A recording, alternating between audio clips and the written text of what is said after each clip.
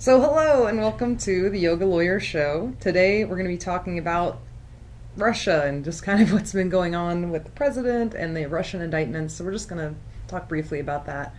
Hopefully not stir up too much controversy or anything. But as always, I'll say it now, I always say it at the end of the videos. We'd love to hear feedback, especially if you disagree. That's how we learn, is by having a discourse. So you don't have to necessarily agree with what we say.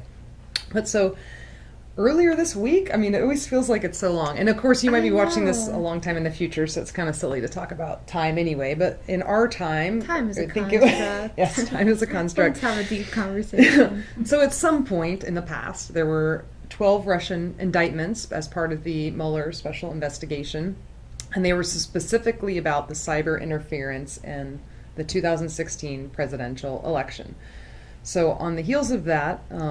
interesting about when that was... Go ahead. So Mueller indicted these people on like a Friday, and Trump was set to meet Putin on like a Sunday. So right before. Yeah, the timing is a little coincidental.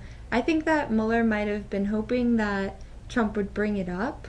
Yeah, and he did, sort of. It did come up, which we're going to talk about a little bit. So, right. You think there was some timing was foresight key. In that. Yeah. That's interesting.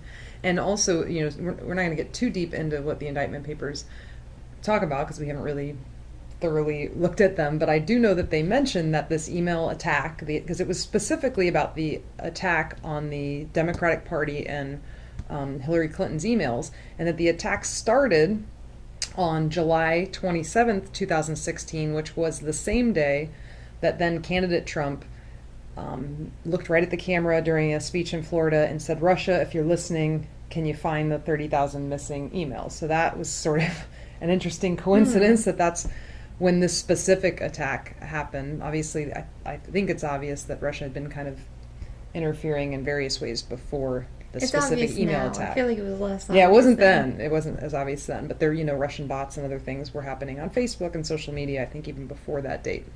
So anyway, then President Trump, after the indictments on a Friday, we think. Now we're back to 2018. Now we're in 2018. The indictments happened in July of 2018. And then a few days later, President Trump meets with Vladimir Putin. The president of Russia. President of Russia.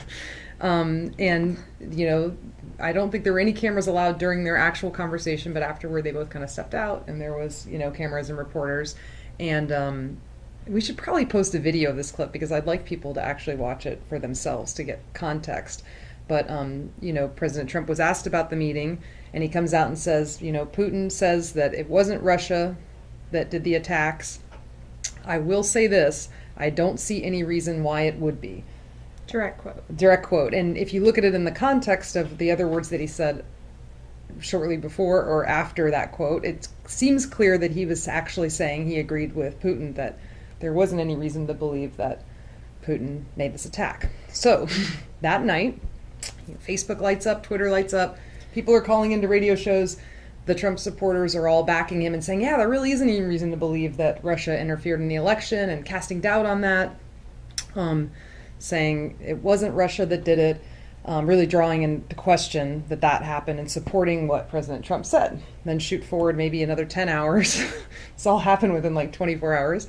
President Trump, under huge backlash for what he said, comes out, because it was contrary to what intelligence agencies had said, and comes out and said, I didn't mean to say that I don't see any reason why it would be Russia. I meant to say a double negative. I don't see any reason why it wouldn't be Russia, because I believe the U.S. intelligence reports. So that's kind of interesting because, on the one hand... So he's basically coming out and saying that he misspoke when he said that he believes Vladimir and that it probably wasn't Russia. Sorry, but we're on like first name, my buddy. Good old Vlad. But we go way back. Yeah.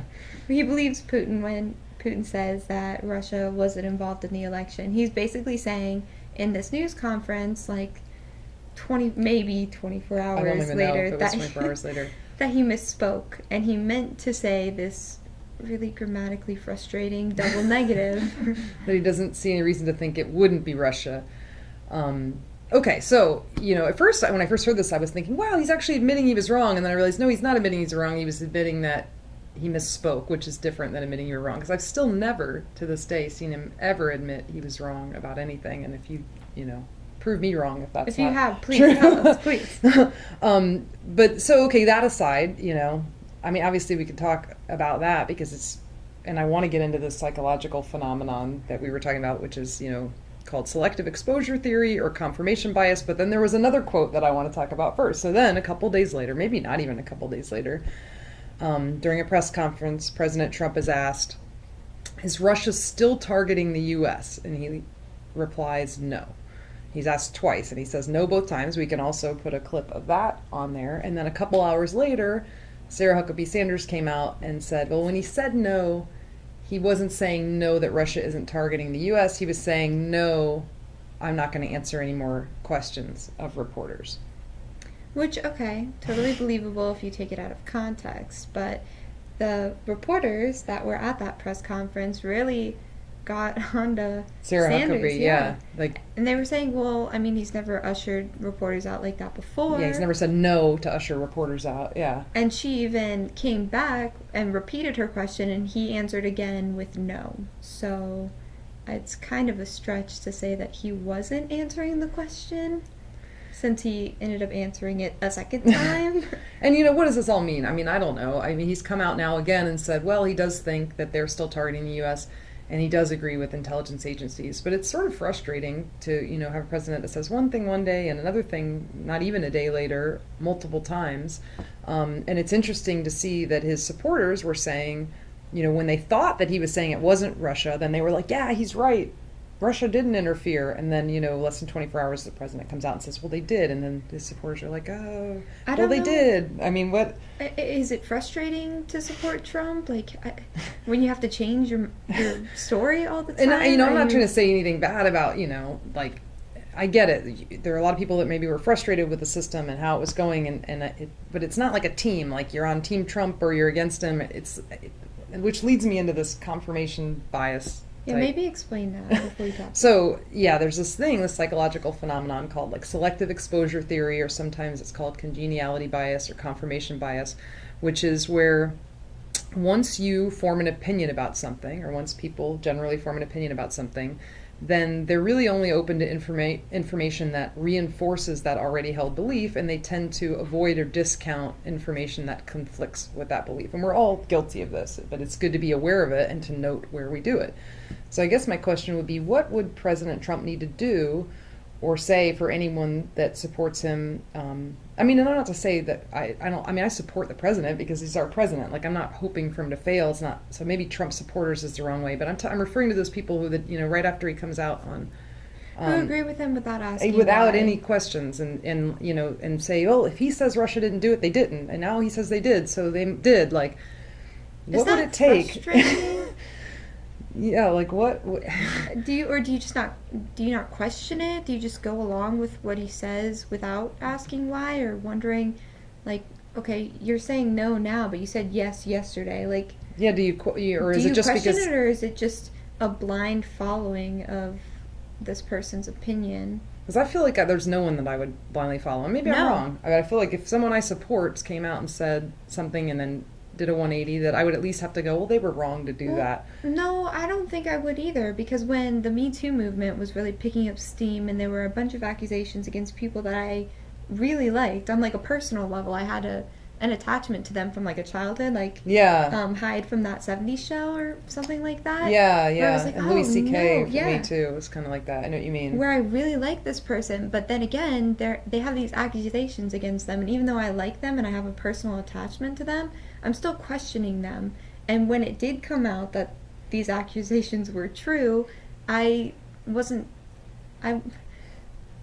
to hold them accountable for their bad deeds. It wasn't that I blindly supported them because I liked them. They did a bad thing and I wanted to hold them accountable for that bad thing. And you don't have to dislike a person on a personal level because they did a bad thing, but you have to recognize that they did this bad thing. Behavior, which brings us back to this sort of yogic concept. This is the Yoga Lawyer Show. Of you can separate bad deeds from bad people, because yoga looks at the universe as if there really aren't any bad people because we're all inherently divine, but people can do bad things and they should be held accountable for their actions. So there is a way to separate sort of the bad acts from the bad people, but I feel like as humans we don't want to do that. We want We want someone to be all good and all their acts are good or all bad, like our enemies are all bad and everything they do is bad. And we have a really hard time seeing any shades of gray. And confirmation bias makes that even harder. Yeah. Because all you hear is what you want to hear, which is the good things about the people that you like and the bad things about the people that you don't like.